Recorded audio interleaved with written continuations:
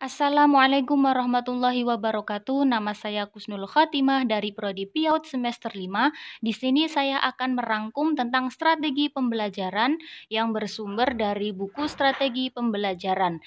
Video ini saya buat guna memenuhi tugas mata kuliah Strategi Pembelajaran Anak Usia Dini yang diampu oleh dosen Bunda Leli Fertiliana Dea MP.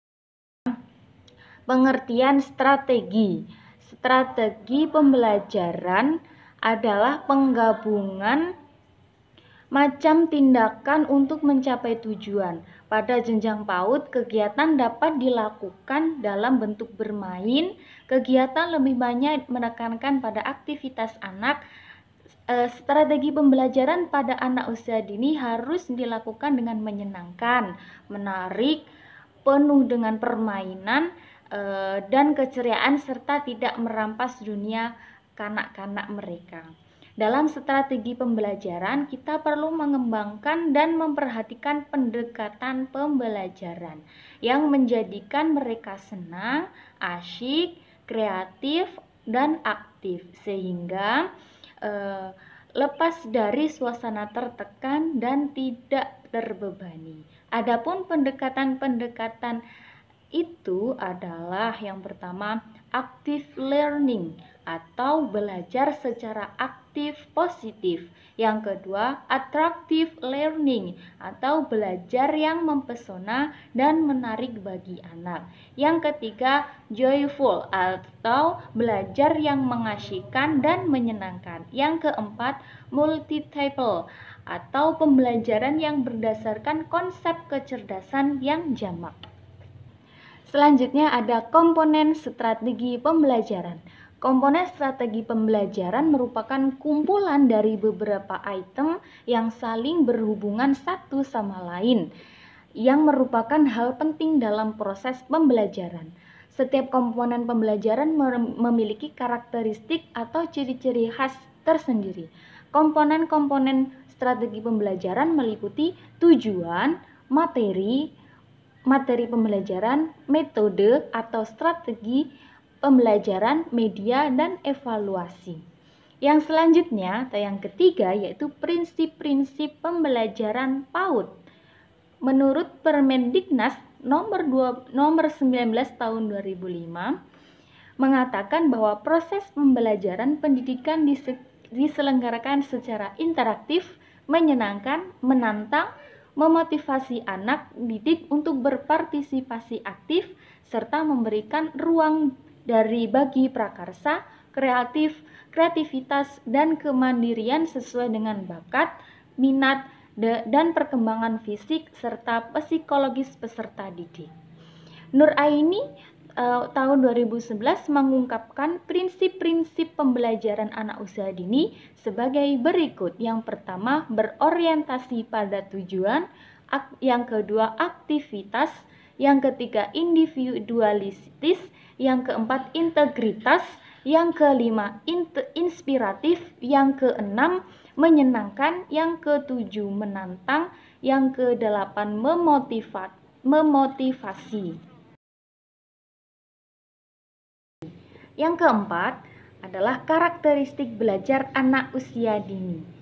Yang pertama adalah anak belajar melalui bermain. Yang kedua, anak belajar dengan mengkonstruk pengetahuannya.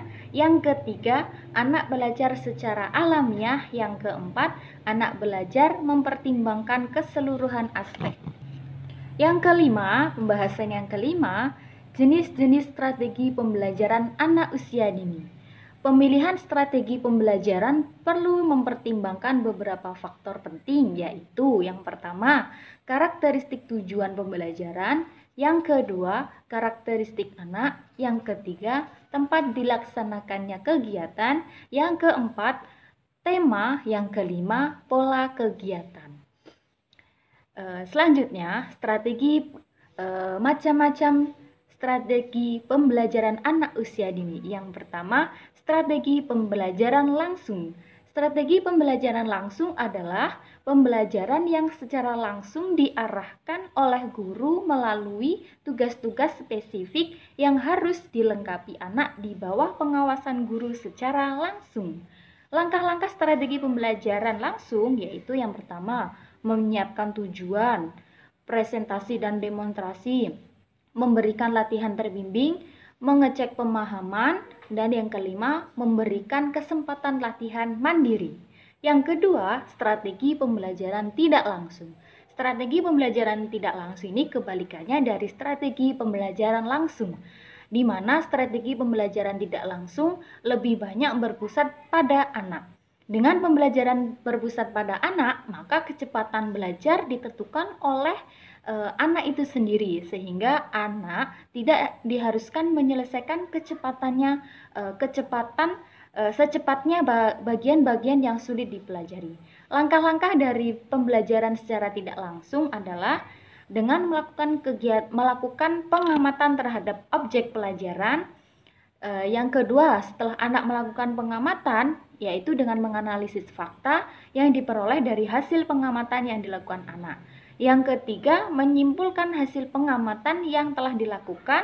Yang keempat, dengan cara menceritakan pengamatan yang telah dilakukan anak. Yang ketiga, ada strategi pembelajaran interaktif. Selanjutnya, manfaat dari perencanaan pembelajaran pendidikan anak usia dini. Melalui proses perencanaan yang matang, kita akan terhindar dari keberhasilan yang bersifat untung-untungan. Artinya, dengan perencanaan yang matang dan akurat, kita akan mampu memprediksi seberapa besar keberhasilan yang akan dicapai. Sekian video dari rangkuman strategi pembelajaran yang bersumber dari buku Strategi Pembelajaran Anak Usia Dini, penulis Asmidar Pratap, MPD.